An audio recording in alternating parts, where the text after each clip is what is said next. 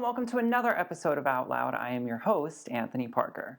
Now, as you can tell, we are continuing our remote episodes, and today we will be continuing the conversation about how COVID-19 has impacted the Bronx's LGBTQ community.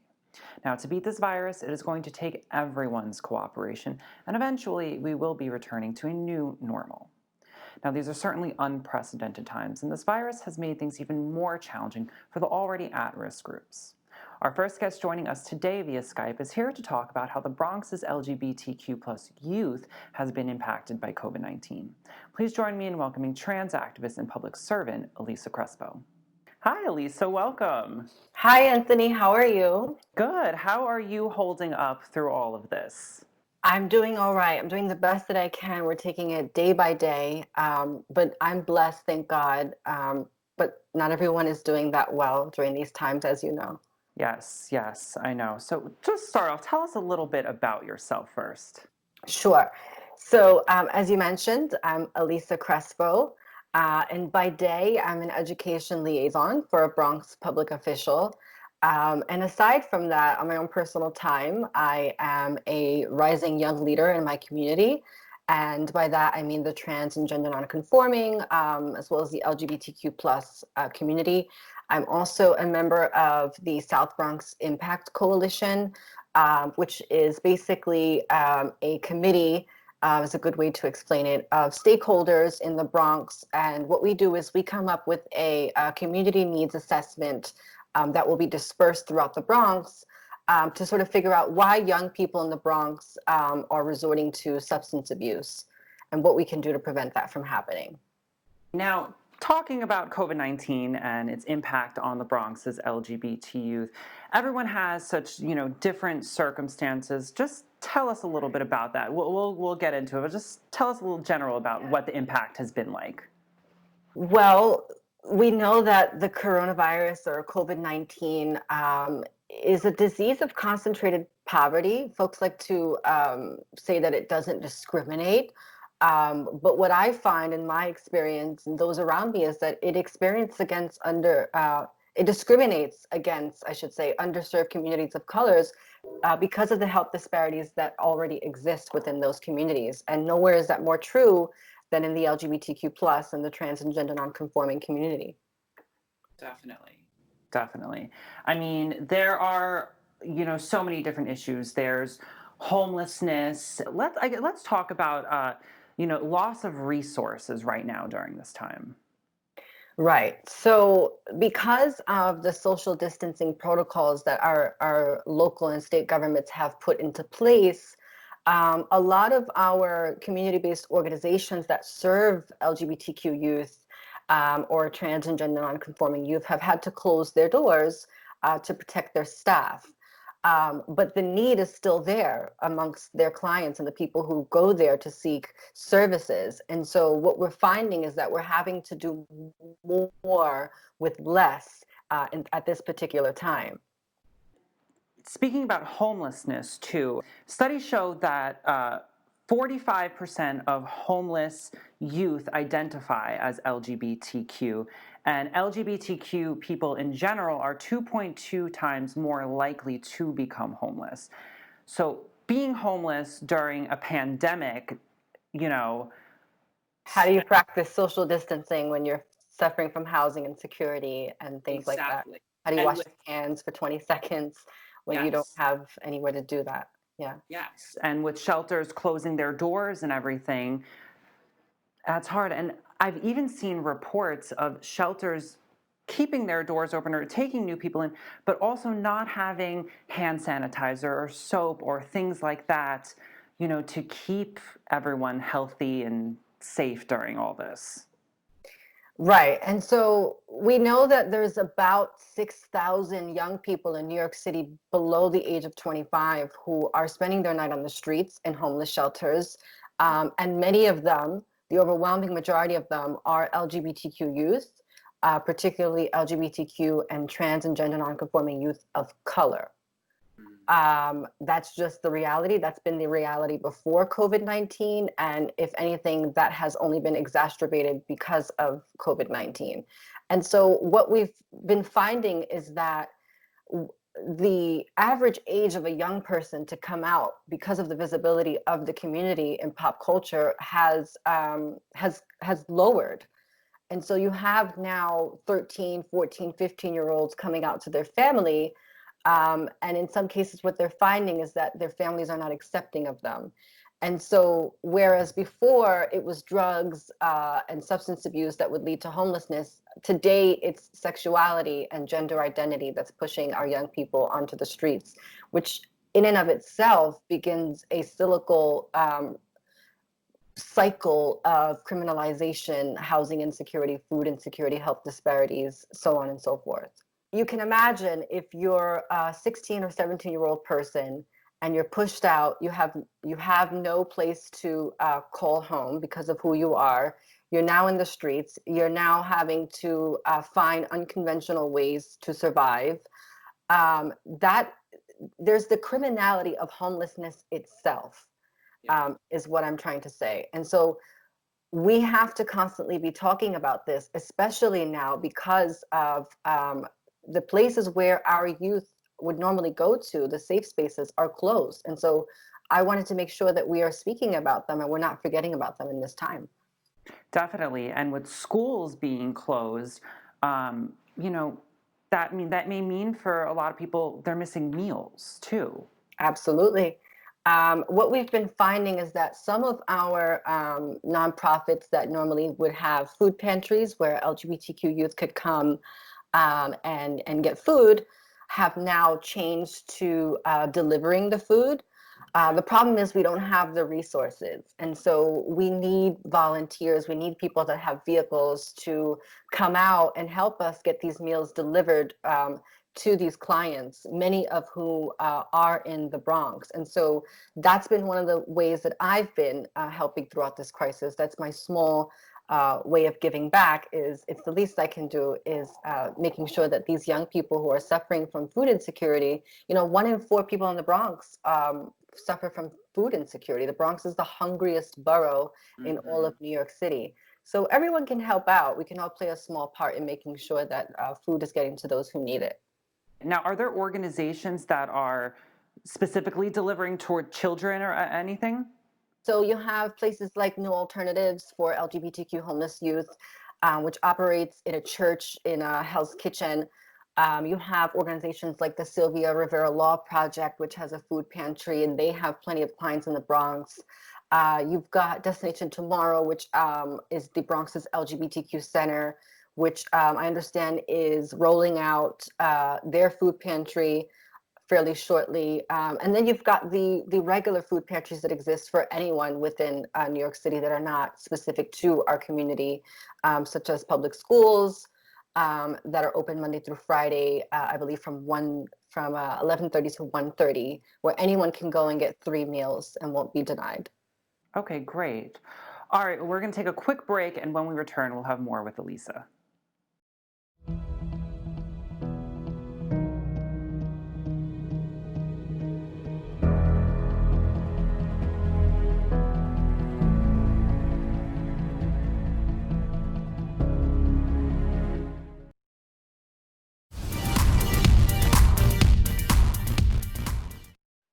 Hello and welcome back to Out Loud. We are here with trans activist and public servant Elisa Crespo. Now, continuing the conversation about COVID-19's impact on the Bronx's LGBT youth, mental health is another aspect of people's lives who definitely are suffering right now. And I know that the Trevor Project has also reported a spike in calls from LGBT youth to their crisis hotline during this time. Right. The Trevor Project is a great organization that specifically caters to the needs of LGBTQ youth who are suffering from mental health illnesses. The sad reality is that like with anything else, any other disparity, the rates of suicide among young people are higher for LGBTQ youth because of the discrimination and the stigma that they face from a young age. And so if there are folks that are in need of mental health services, I highly recommend the Trevor Project, specifically for our community. And they have a great website. There's a 1-866 number that we can give out. Yes. We'll have it come up on the screen. Sure, I'll send that to you. But mental health, the increased levels of anxiety right now of what it means to isolate, perhaps with people who are not accepting of you, right, is something else that we have to think about when we're talking about young LGBTQ people, and especially trans and gender nonconforming people. Um, that is happening right now on the ground as we speak. There are young people in homes where they don't feel safe, but they're forced to stay there because of the pandemic that is going on right now. There's no longer places where people can go to really express their gender identity. Maybe they feel they need to hide it at home, and now they no longer have, I mean, that's for older people, but bars and everything. But for the youth, these centers, they no longer have that. The youth in our city uh, rely heavily on LGBTQ nonprofits. And so what they must be going through right now, I cannot imagine. The fact that these places are closed, their doors are not open, you can't just drop by. I mean, just to have a safe place to be yourself sometimes is what these places Exactly. we're doing for our youth. Yeah, definitely. Now, what other organizations are there out there that are helping with the homelessness issue? I know we talked about organizations that are delivering meals, but what organizations are open during this time? A lot of them are still working virtually, so you can still reach out to organizations through their telephone numbers, websites, emails, and you will get help from someone. They'll probably Skype you or call you and try their best to help you. But in terms of homelessness, you have the Coalition for Homeless Youth. You have a place in the Bronx called Princess Janae's Place, which is a referral organization that focuses on trans and gender nonconforming youth, and they match people up with housing resources. Um, there is, of course, I already mentioned Destination Tomorrow. Who we're going to have on next. Yes, I'm Yes. excited to see that when Yes. it airs. They do a lot for the Bronx. You have organizations like Fierce. You have organizations for sex workers in the Bronx like Glitz. You have places outside of the Bronx like Ali Forney Center. Make the Road New York is really inclusive of LGBTQ people and the undocumented immigrant population and queer people. So there's a lot of resources out there, and it can be hard to navigate and find them. But I suggest people, if they need resources, please go on these websites. Most of these people have put updates regarding COVID-19 on their websites, and you should be able to get the help you need. It just may not be in person right now. In your opinion, what can be done on a governmental level to remedy these issues going on right now for the LGBT youth? Sure. So I think, first of all, on a federal level, we need direct emergency grant funding specifically for LGBTQ plus nonprofit organizations who right now have had to cancel many of their traditional fundraising activities that they would normally host because of COVID-19. And so they're really struggling right now. In terms of New York City, one of the things that the city can do is we can provide priority status for homeless LGBTQ and trans and gender nonconforming youth in our public shelter system so that they have a pathway into transitional and permanent housing, the same way we would do for a victim of domestic violence, someone with a disability, or something, or in those cases. We need, and I've always said this, I graduated from a high school that was designed for but not limited to LGBTQ and trans and gender nonconforming youth, and that was Harvey Milk High School in New York City. Were it not for that high school, I don't know that I would have a high school diploma or have been able to go on to get a higher education. And so we need something like that for public higher education. And I've been making the argument that we should have a public college that is for, but not, designed for, but not limited to the LGBTQ youth in this city, because they need a safe space to learn without the distraction, without the anxiety, without the stigma and discrimination. I love that. Well, time flies. I want to thank you so much for being here today and to get this important message out there to everyone. And thank you for all the work that you're doing during all this time. Thank you, Anthony. I appreciate you for having me on. Yes, thanks. All right, well, we're going to take a quick break, and when we return, we'll have our next guest.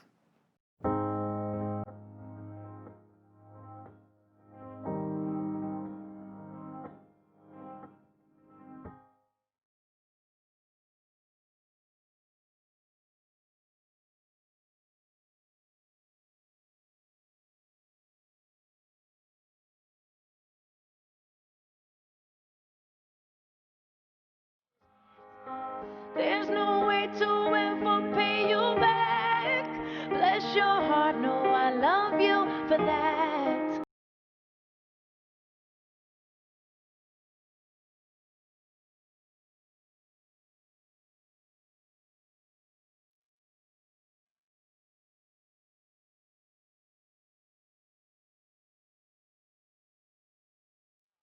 Know that you matter, matter, matter, yeah.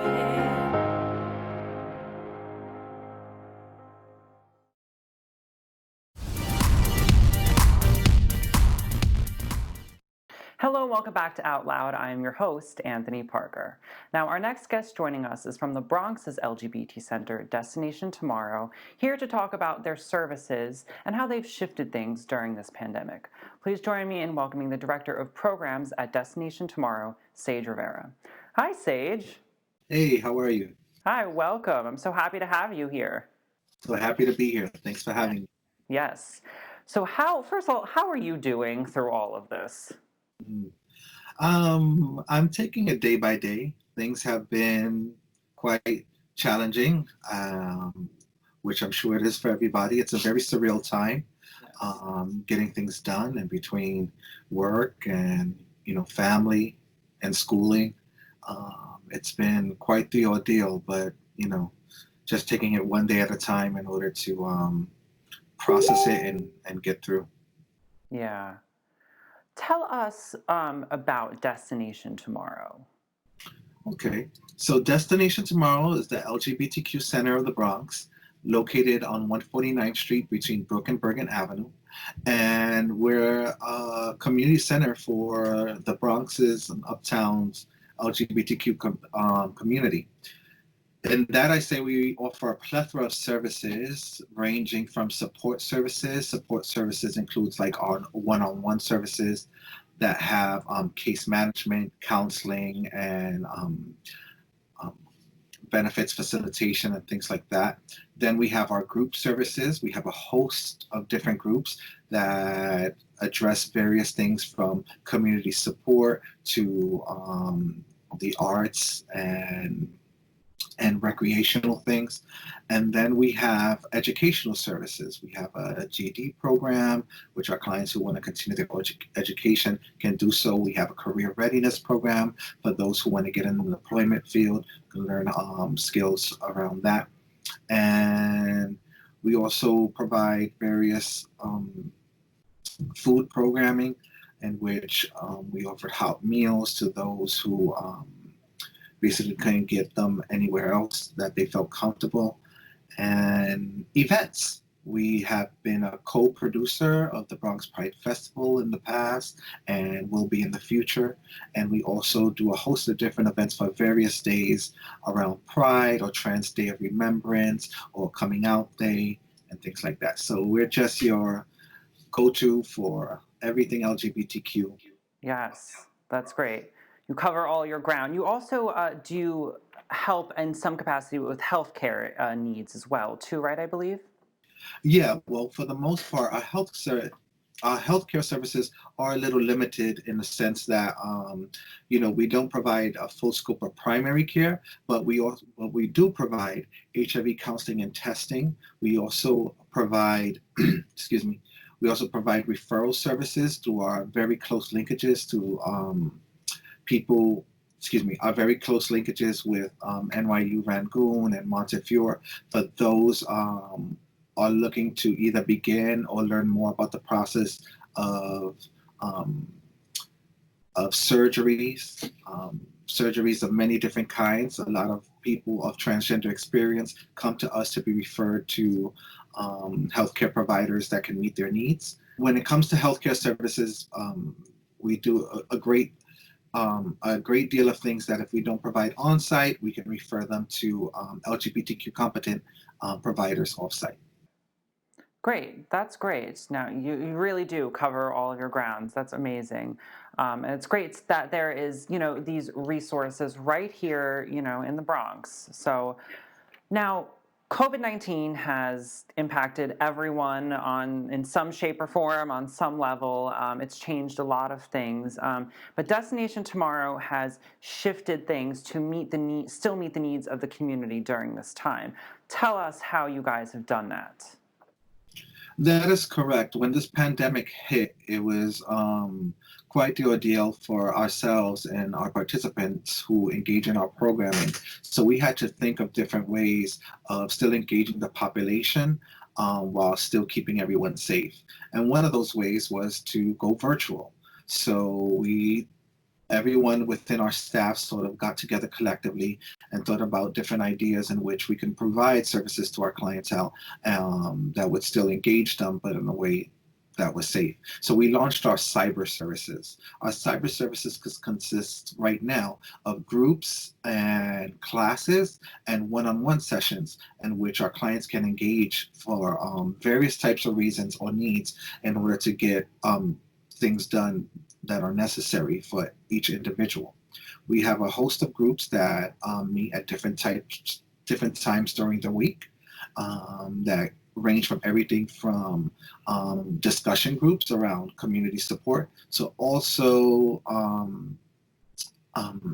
arts groups. So we have acting classes and voguing classes that happen during the weeknights and during the weekends. And then we also have one-on-one services for clients who need to address certain things that may be coming up during this time where they may need to be engaged in either peer counseling or referral services and things like that. So we've been able to do so through the magic of Zoom and Facebook and Instagram and one-on-one sessions with things like Skype.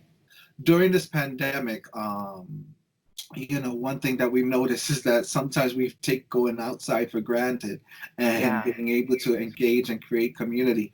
We've had the luck at Destination Tomorrow to have some really great groups when we were open for business and meeting at our site. So we would just want to keep that momentum going and let people know that we're there for them. So we have these discussion groups. They're very well attended, and we talk about a lot of things, including current events. We also have a virtual dance party. Our next one is on May 15th. Everyone is invited to come join us and just have a good time. That's great. That's great. Now, Elisa, who we had on in the first segment, I believe she mentioned, do you have some sort of food delivery program going on too during this time? Well, during this time right now, we have found that a lot of individuals who are engaged in our Hot Meal Monday programs, which is the program where we served hot meals on site, are still in need of services like that. So I, in turn, have paired up with Elisa to help deliver some food to different Bronx individuals to their personal households. But also what we're gearing is to start up a program called a Grab and Go program, in which individuals who were engaging in our program in the past can come back and sort of get a bag of food or pantry items that they could utilize and for nourishment, at least for during the week. That's great. That's great. All right, well, we're going to take a quick break, and when we return, we'll have more with Sage.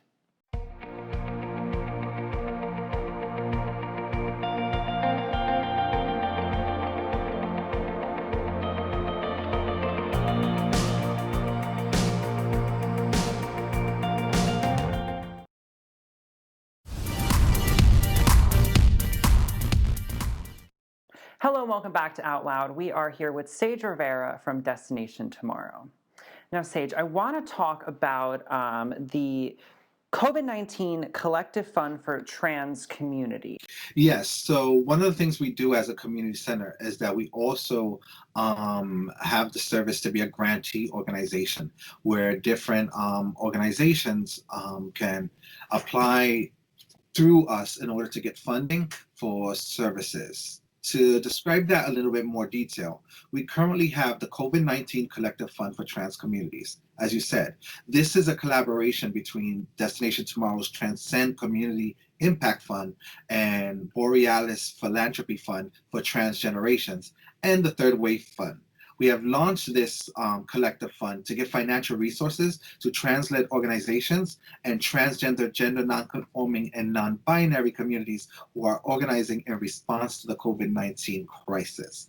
And basically what that means is that individuals who are in need of these funds, or possibly individuals who want to donate for these funds, can go through us, Destination Tomorrow, in order to get these most desperate needed resources to the community. The applications to apply are on our website, but also the ways in to donate are on our website also. We are spreading the word because right now during this pandemic, many communities are being affected, and one of the communities most marginalized are the trans communities of color and gender nonconforming communities of color, individuals who have a history of having trouble either accessing proper health services or competent health services, or just services in general. So we just want to make sure the resources get out there to the people who need it the most. And that's what this initiative is all about. That's awesome. Now, how can people get in touch with Destination Tomorrow if they want to be involved in the different events that you guys are having during this time? All virtual, of course. No, I hear you. I mean, right now, I want to say that we've been active and really doing the due diligence to keep our social media up to date. So by all means, if you have Instagram, if you have Facebook, if you have Twitter, add us, follow us. On Instagram, we're Destination Tomorrow 452. And on Facebook, we're Destination Tomorrow, the Bronx LGBTQ Center. And on Twitter, we're Destination Tomorrow. So all of your viewers and everyone out there can feel free, please add us and see what's going on. Our groups are on there, and the links to join those groups are there. And also the various services that we're providing right now are all on there. And last but not least, we have our website, destinationtomorrow.org, and there has a combination of everything from our services to the links to join those services, and also the information on the funding applications or how to donate funds are there also. Well, thank you so much for being here today. I'm so excited to have you on, and thank you for all the work that Destination Tomorrow is doing during this time. No doubt, no doubt. I'm so happy to be here, so happy to represent, and thanks for having us. Yes, thank you, thank you.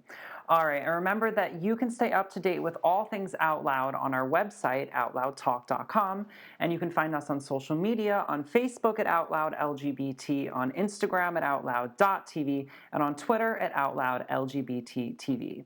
And if you are an LGBT person or organization or performer and would like to come on the show, feel free to submit using the Be on the Show tab at the top of our website. And again, I just want to give a big thank you to all of the essential workers and healthcare workers out there keeping us safe and keeping the world turning during this time. And remember, being your true self is your greatest gift to the world. We'll see you next time here at Out Loud.